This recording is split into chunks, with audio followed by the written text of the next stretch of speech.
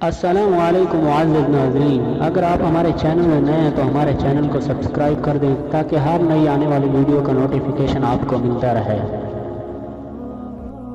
ارشاد باری تعالی ہے کہ ان منافقین کے اکثر مشوروں میں کوئی بھلائی نہیں مگر جو ان میں سے حکم دے کچھ صدقے کا یا کسی نیکی کا یا لوگوں کے درمیان اصلاح و درستگی کا۔ ارشاد باری تعالی ہے اور صلح بہت بہتر ہے۔ اللہ تعالیٰ فرماتے ہیں کہ بس اللہ تعالیٰ سے ڈرو اور اپنے درمیان صلح کرو۔ ارشاد باری تعالیٰ ہے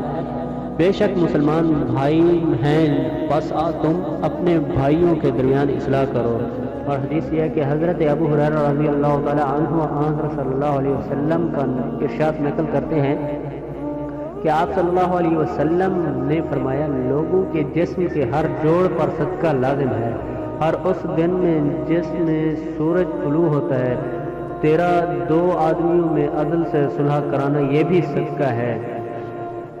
تیرا کسی آدمی کے اس سواری پر سوار ہونے میں معاونت کرنا یا اس کو سامان اٹھا کر سواری پر رکھوانا بھی صدقہ ہے، اور اچھی بات کہنا بھی صدقہ ہے،